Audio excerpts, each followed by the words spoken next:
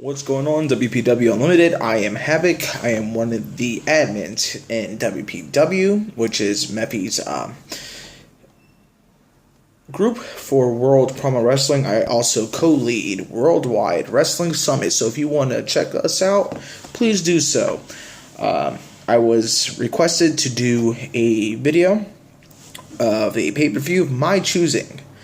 I chose Unforgiven 1998, which held a lot of sentimental value to me. Backstory as follows is I came home from class, second grade, and I had a VHS cassette from Blockbuster. This is when Blockbuster was in its prime before things like Hulu, Amazon, and Netflix took over. People rented videos. So I go upstairs and see it sitting on my bed, pop it in.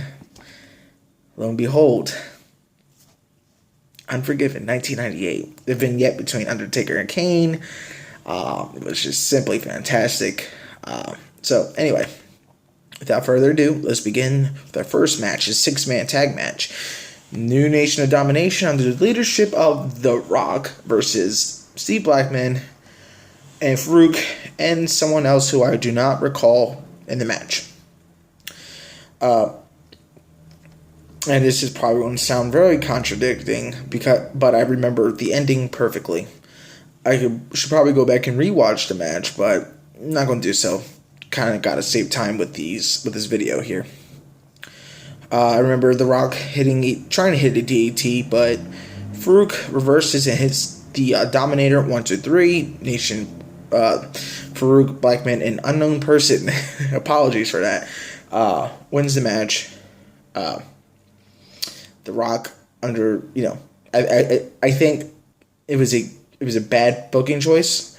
I think The Rock needed this to solidify his leadership for the Nation. But, that's my personal opinion. Everybody else will defer. Give the match a 3 out of 5 stars. Next match is European Championship. Title match in a cage, which was ordered by Commissioner Slaughter at the time, between Triple H and Owen Hart. DX intervenes on behalf of Triple H. I was a Triple H guy back then too.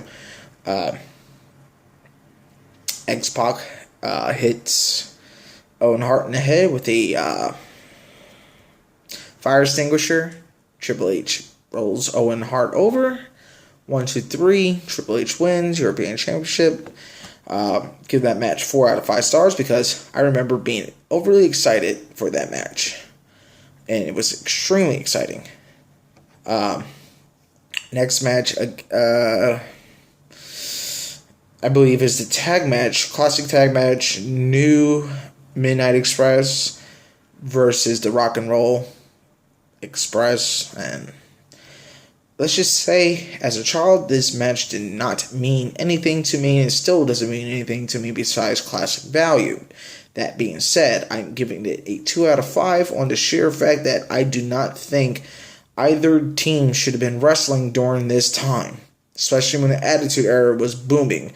Jim Cornette and his classic fiasco stuff and shenanigans should have not been during that timeline. That being said, 2 out of 5. And I apologize for that. Evening gown match, eye candy match, don't care too much. As a child, I saw, Sable, hot, whatever. Sable loses to Luna Vachon.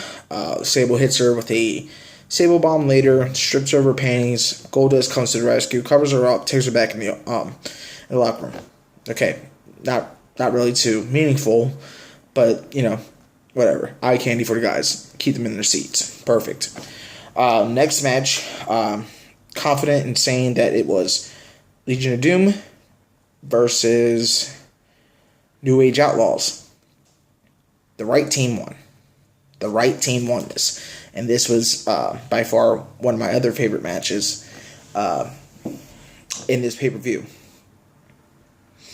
I was rooting for the Legion of Doom But looking back at my decision, it was just me liking, Legion of Doom because it came out with the big shoulder pads, their faces painted. They were tough guys. I liked them for that, and their wrestling abilities were phenomenal. But going over it again, the right team won. They put over the younger talent, and this helped solidify the New Age Outlaws as the top tag team in WWF at the time. I really don't have any further notes on it. I'm just going to give it a 4 out of 5 on the sheer fact that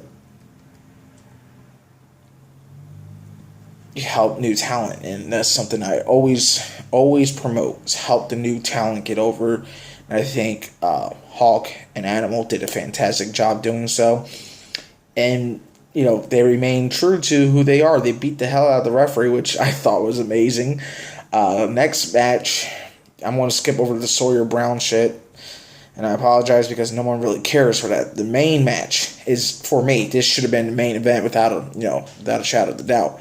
It should have been Undertaker and Kane because the whole pay-per-view was based around them in the Inferno match. And, my God, the promos for that match, the vignettes, it was just... Oh my God.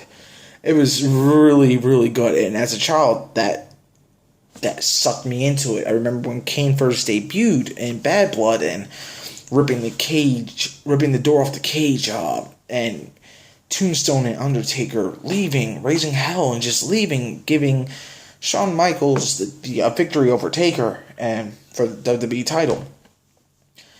So this match is just going on, and you see the fires growing as they slam each other down, and it's just sucked right into the match. You feel like you're there, and I can't imagine what was going through either competitor's mind, because each time they got to the they got close to the fire, I panicked a little bit. I'm like, oh no, please don't set him on fire, But it was a great match. I remember perfectly Kane leaving the ring entirely, trying to head to the back. Vader comes out and starts, punching Kane, getting him to the ringside. And here comes Taker. This is when Taker was in his prime. Darts, jumps over the ropes, and at that time, the flames rose 6 feet up. Taker's leaping over the fire and the ropes, and clotheslines both Vader, Kane. They continue to fight outside. Boom, boom, boom. Hits Kane again. I think he kicks him or punches him. But Kane goes backwards, and his hand is in the fire and it starts traveling down his arms, and he starts waving the arm and heads to the back. Undertaker wins 5 out of 5. Perfect match. Unbelievable storytelling. Unbelievable. That was my favorite match. And, I get so excited talking about this match. I could talk about this match 24/7, and I will not get bored of it because it was that good. Next match is completely underwhelming. Yeah.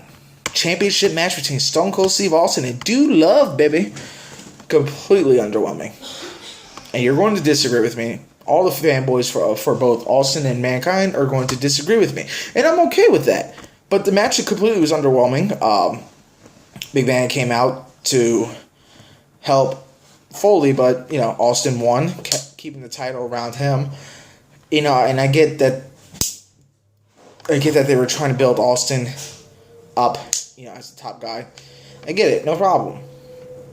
But when your main event is so lackluster like that, you need to build a better storyline, because Dude Love was not the guy to be in that match with Austin. The main event should have been Taker versus Kane, because Taker's your poster boy. Kane's his new hot guy coming in, but your main event is the WWE title match versus Dude Love and Austin. I just didn't see the allure of the match, and probably never will, because It didn't have that many. It wasn't solid ring work, in my opinion. I've seen Austin compete in really good matches, but this one was not it. When I see two wrestlers compete, I usually look for chemistry. There was zero chemistry between Foley and Austin. There was none. You want to talk about chemistry? Look at Austin and Rock. That's perfect. Boom. I could watch those two go at it all day without a problem. Austin and Foley, zero chemistry. So I'll give the match a 3 out of 5. They'll at least get that from me. For what it was, I eventually became an Austin fan as a kid, but at that time, I was solid behind Taker and Kane. So this is going to wrap up my video. I'm getting close to running out of data here, and thank you for watching.